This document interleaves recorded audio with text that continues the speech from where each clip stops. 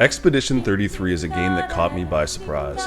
When I was offered an opportunity to try this game, I figured why not? It wasn't really on my radar, but it was getting some buzz leading up to the release of it, mainly around Oblivion releasing that same week and the controversy of that on Game Pass and stuff like that, and it really piqued my curiosity.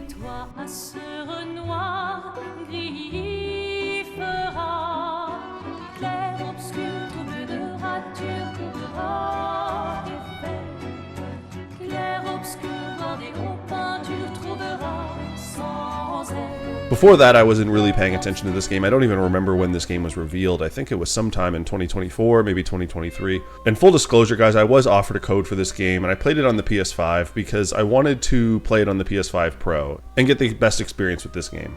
The game was developed by Sandfall Interactive and published by Kepler Interactive. It's an RPG game, which isn't my first choice normally. I don't gravitate to them that often, but spoiler alert, this one had its hooks in me. Taking place in a dark fantasy setting where it's like Paris, but isn't. I can explain some of the story, but you will likely find it confusing, and I don't want to give away too much of the game. And I don't want to give away too much of the story because it was one of the best parts of the game. So if you like the look of this game and the style, then I highly recommend that you give it a try. The story will get its hooks in you. It's a fun story with twists and turns that you wouldn't expect.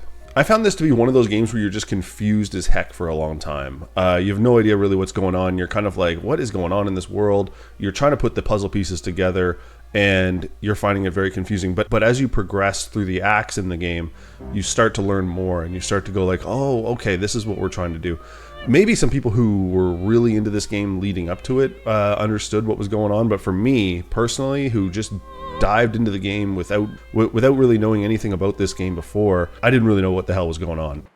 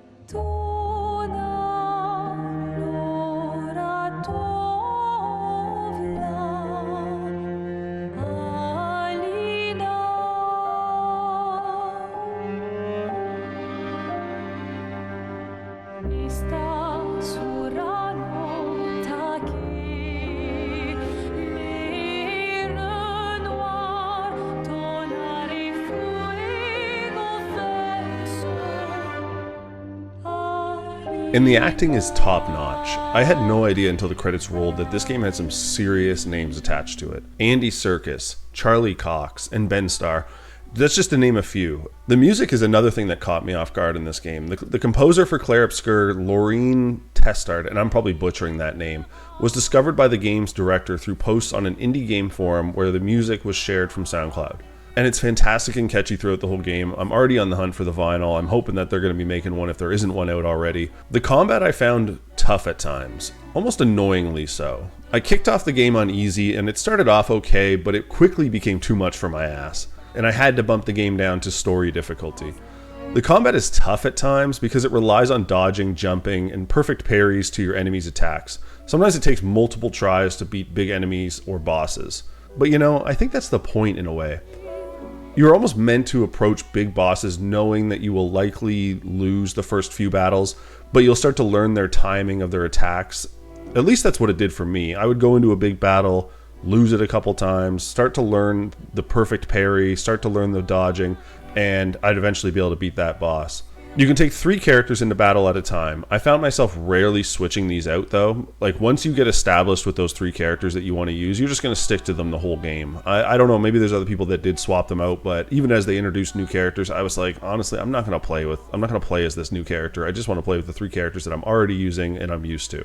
I found the inventory system basic as well, but in a good way. I wasn't wasting my time on baloney things like figuring out what gloves or socks the characters needed to wear to give myself an extra little boost. There is outfits in the game, but it doesn't affect anything. It's just for visual show. You just simply need to pick their weapon, upgrade their basic stats, choose their skills, and equip what the game calls pictos to each character. Pictos essentially give your character extra abilities. Once I understood how the pictos system worked, the game got a lot easier. So I really do recommend taking the time to understand that part of the game, because I found it confusing. Maybe it's just because I don't play a lot of RPG games, but I found that part of the game a little bit confusing until probably about halfway through the game. They do try to explain it to you with the game, but I found it was like, a lot of reading, and I just kind of skipped the tutorial, let's be honest. Visually, the game is fantastic as well. The game uses Unreal Engine 5, and it looks fantastic on the PS5, the PlayStation 5, and the Xbox Series X.